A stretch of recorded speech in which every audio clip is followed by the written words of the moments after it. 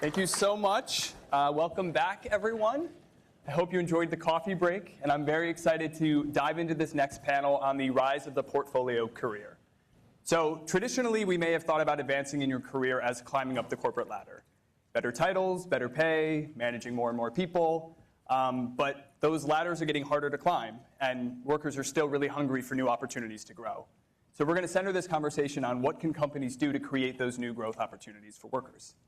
Joining me for this discussion is Dee Williams, Chief People Officer of Match Group, the company behind Tinder, Hinge, OkCupid, and several other dating platforms. We will also be asking you for some dating advice after this. And joining Dee is Kennedy Dotson. Anne is the head of global employer brand at Pfizer, and Anne also has had what you might call a portfolio career. Before Pfizer, she was the co-founder and CEO of a women's lifestyle fashion company called Buckley K. So if you're looking for advice on what to wear for your next vacation, you know who to find at lunch. Thank you both for joining us. Sure. So as I mentioned in the intro, Anne, traditionally kind of getting ahead, we thought about getting ahead as like climbing the corporate ladder. Better titles, better pay. You've said that at Pfizer you try to emphasize to employees that you can grow in a lot of different directions. It's not just up. What does that actually look like for an employee at the company? Yeah, so we moved about 4 years ago from calling it development to calling it growth. And there were a couple of reasons for that. The main one being we wanted people to start thinking about growth in any direction. It's not always going to be up. And this concept that, you know, every single thing you learn kind of goes into this suitcase. You keep it all in there, you pull it out at different times when, you know, it becomes relevant. But obviously there are things outside of that suitcase you can't control, whether it's, you know, layoffs that are happening or just changes with the adoption of AI, whatever it might be. You can't control that, but you can control what you're able to learn and keep in that suitcase to pull from. So that's kind of how we think about it. And how do you think about the different programs that give them the items to put in that suitcase? Yeah, so there's kind of a path for everybody. We know everybody approaches growth differently. Some people prefer to use an AI coach. Others want to have a mentor from their specific area of the business. Some people may want to go back to school. Others like to do kind of micro learning in little chunks. So whatever it is, we have it all. It's just a matter of kind of getting colleagues to understand the mindset and have the curiosity and the desire to grow, not just for the sake of getting to the next title, but to build a better and stronger company. And how do you make that case to an employee? Because I think what's on an employee's mind a lot of times is like, how do I get to the next title? How do I become a manager? How do I eventually make more money at this company? How do you make the case for the employee that they can grow in these different directions that's not always just up? Yeah, so I think part of it is trusting in your manager and enabling the hiring managers to really be invested in the growth of the people on their team. Because if you do trust that your manager is looking out for you and going to help you move and grow, then I think you have a little more peace about that. And you're willing to just put different things in a suitcase and learn different skills. But if you don't, then it becomes harder because you feel like you are your only advocate within a giant company. And that does feel overwhelming to colleagues. So part of it is, you know, having the tools and the programs and all of the things. But then the other part of it is coaching managers to really be advocates for their people and help them to grow, find openings or, you know, find different paths that they might go down and then come back to the team with a totally different perspective. Yeah, so managers are very key in all this. We'll go back to that later. Dee, Match Group is building an internal tool for what you call on-demand mentorship. So a traditional form of mentorship, you might pair a junior employee with a senior employee whose role the junior wants someday. But with this on-demand, you match them to a colleague who has like a skill that they're hoping to develop, right? Yeah. So about a year ago, we actually flattened the organization to get those who are doing the work closer to those who are making decisions on the work itself. That then required us to look at development and growth a little bit differently. It moved from a traditional model of, in order for you to grow, you move to a higher title, to moving to a model where you're actually acquiring skill and still achieving the things that most people want, which is growing financially, growing from a development and skill set perspective, and having access to power and being able to control outcomes of the work that they're doing. And so this mentorship program allows employees, the agency, to actually drive the skills that they're acquiring in an informal way, as opposed to a more structured, this is the skill, this is how long it'll take, and it needs to be someone who's above you. Whereas a skill, for instance, Gen Z, who's very AI native, can actually mentor people who have had 15 years of experience on how to engage and prompt with AI. Yeah. And so it's removing those barriers of title and the hierarchy to more of a, here's the skill and here's the portfolio I actually want to develop. Yeah. How have employees reacted to this shift? You mentioned last year that Match Group flattened, right? You did a layoff that affected a lot of managers there. Like, how did employees react to this new kind of shift? You said one thing that they liked is maybe they're closer to the decisions, right? Yeah. But obviously there are fewer manager roles for them to rise into. Right? So, yeah. Well, I think two things. First, of course, with any change, there was a, hey, I don't want to, what is going on? What is happening? Right. You're limiting my growth. And then very quickly, we saw employees saying, hey, I actually understand why we're making these decisions. There's more transparency. There's more, I can actually see how my work is impacting the outcomes that we're driving toward. And so it became very, very powerful for employees to take that ownership and that agency around their work. So it was very helpful from that standpoint. For the on-demand mentorship tool that we were talking about, this is rolling out in the fall, Yeah. right? Okay, can you tell us, like, as an employee, what would that experience look like to you? Yeah, so ironically, it's going to look similar to a dating app, where, I know, right? You have skills that, we know that people have skills that are both tapped and untapped at the organization. So if you have an AI engineer and someone wants to learn about AI, they're going to run to the AI engineer. But there's an opportunity for you to do a few things. One, understand what skills that people have that they aren't doing in their jobs today. People have had careers prior to current employment, and there are skills there that they can actually help and share. So it's tapping into those untapped skills and then having the employee drive along with their managers as to what they actually want to develop. What we find is a lot of employees don't want the title or that manager role. They'll say, I don't want your job, but I do want to continue to grow financially. I do want to continue to develop my skill set and so on. So this is actually helping meet that need. Interesting. And one of the programs that Pfizer offers to kind of help move people around to different parts of the company and learn is a secondment program. And secondment, you can go and work in a different part of the business for up to a year. Is that right? Like, how does that program work? Because if I'm a manager, I probably don't want my best person leaving my team for a year. How do you make that work culturally?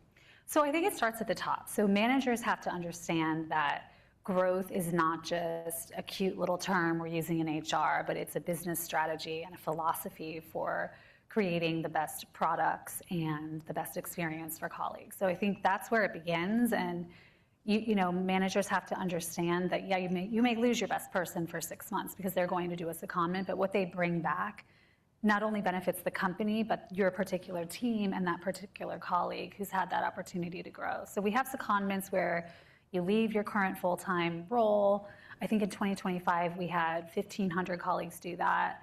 And then there's more of like a project-based, we call it a growth gig, where you can do a similar thing, but maybe you're 20% working on something else, or 30, or whatever it's structured, so that you have a chance to do something outside of just your day job on a more project basis. So it just depends. Those are conversations that happen early on in the process with the manager and the colleague to figure out, can I afford to lose you for the 6 months?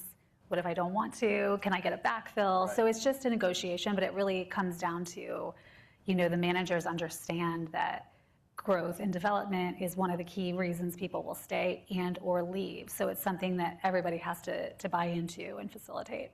Yeah, you said that growth isn't just, paraphrasing, but it isn't just a buzzword, it's part of the business strategy. I'm curious to hear from both of you about this. What's in it for the business here around these different programs, the internal mobility, secondments, on-demand mentorship? Go right ahead. Sure, I'll say you literally get the highest engaged person when they feel like they have control over the outcomes of their career. And so when you think about the mentoring program, when you think about doing rotations, we call them side quests, where you get the opportunity to go off and do something different for a period of time, you're investing in them. And what we found is when employees have that level of investment, they're willing to run through several walls in order to get to the outcomes that the business is looking for, because they feel supported and they want to support the business as well. What about you, Ann? Yeah, I would second that. I think, giving people the opportunity to move and grow and try new things ultimately we call them actionable attitudes at Pfizer, but it's exactly what we want colleagues to do, is be curious, be entrepreneurial, be resourceful, problem solve, all of these things. So if you're, there's a lot of that comes back to the table when you send somebody out and they come back to you. There's fresh perspectives, you're breaking down silos within the organization by going somewhere and understanding, how different things are all part of this enterprise viewpoint. So I think that's a big part of it. Yeah, you mentioned entrepreneurial mindset in that, and we had been talking in the speakers lounge before this, that this is kind of an attribute that you're looking for across the board at Pfizer, right? This entrepreneur mindset. Can you talk a little bit about that? Sure. So I've been at Pfizer 7 years. I would not be a person on paper you'd probably put at a big pharma company. I'm industry agnostic. I've been in comms most of my career and owned a company. But I very much have a cat had 9 lives type of career. I am not a one-shot person in any way, shape, or form. But I think that Pfizer has realized that people that come with all these different kinds of experiences are the ones that are curious and agile and, resourceful in solving problems that may not seem really straightforward, which is kind of the environment we live in on a macro level. So it's become a trait that, that I'm proud that we embrace and proud that we look at the whole person and not just, do they fit perfectly in this little thing I had in mind for them. Yeah, DV, is that playing out at Match Group as well? Is this kind of spilling over into the types of people you're looking to hire? For sure, and we have actually 4 generations currently operating at our company from an employee-based perspective. So it also helps in breaking down the barriers of what that structure should look like.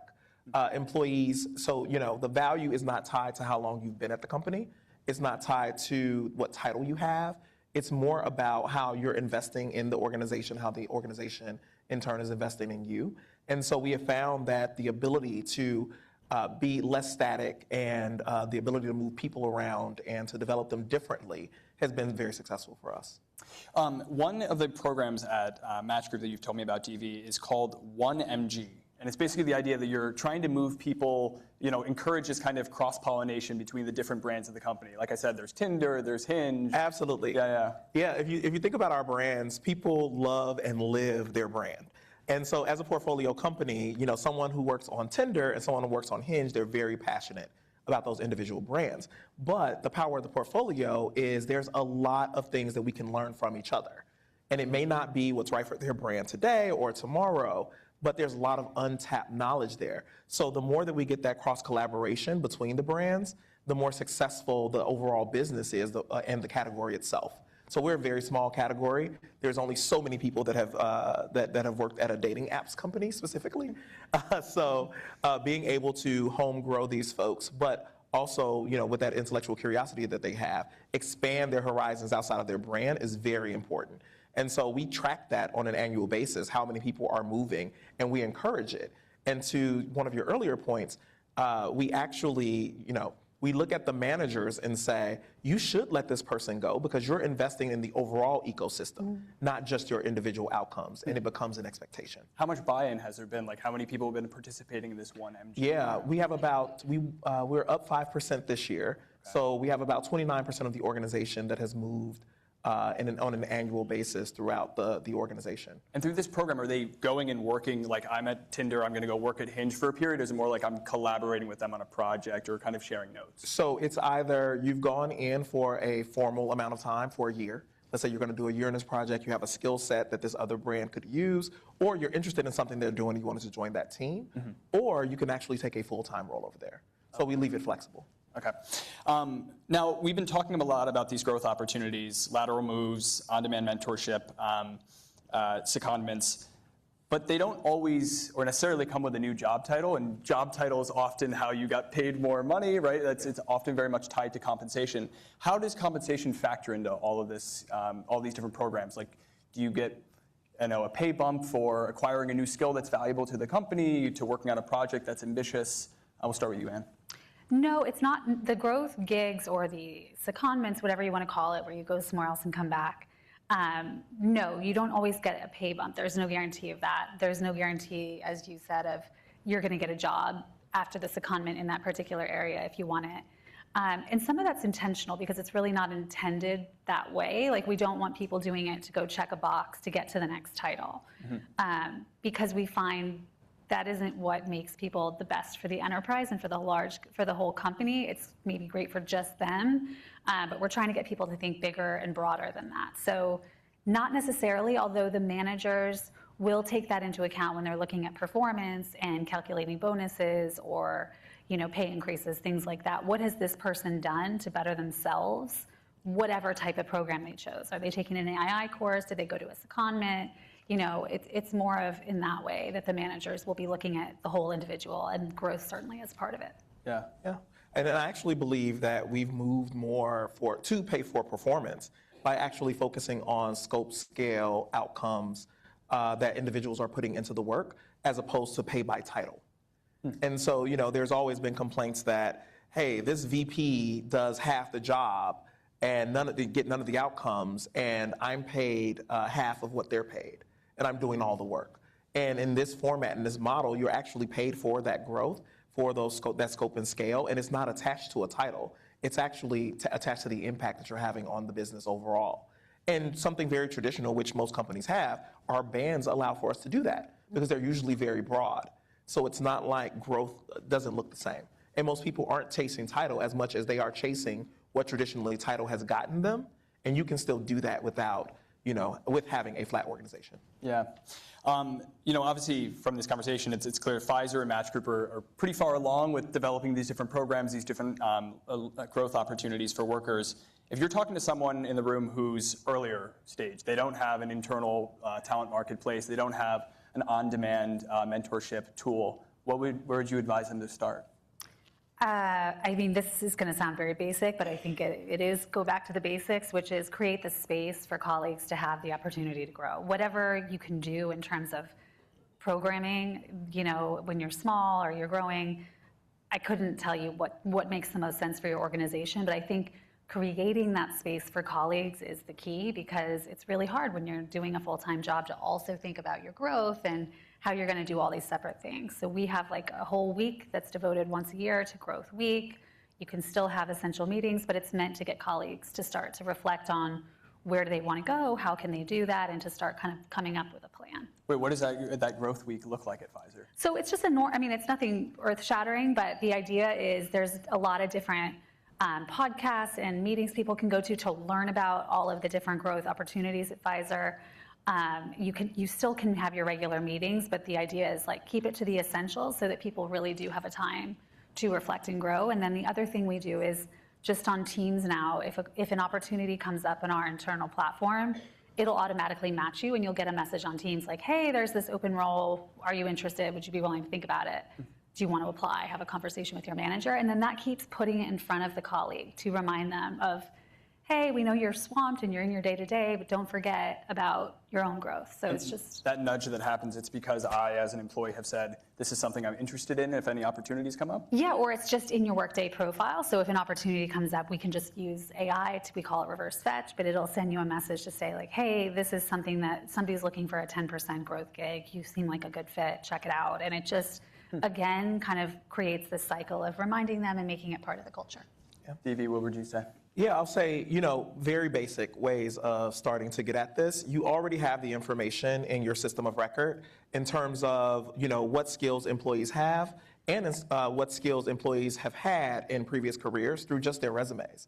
So create the data lake that has all the information of the skills that you have, and then create a database. You can use AI to do this, to create the database, to then start to marry what careers and what skills that you can offer within that skill set.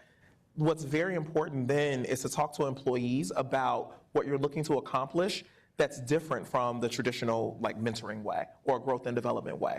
You actually have to reverse that definition and say it is about skill. So you may not be partnered with a VP and you're an individual contributor. You may be a VP getting partnered with an individual contributor because they have the skill that you need to attain. So you have to kind of break down those silos and that structure that we've created over the years. Then you start to get the flexibility and the curiosity of your employees to actually say, okay, now I can go and talk to these 3 people who really have what I need and what I'm trying to acquire, regardless of title and all those things. So you have those skills there without going out and buying some fancy new program.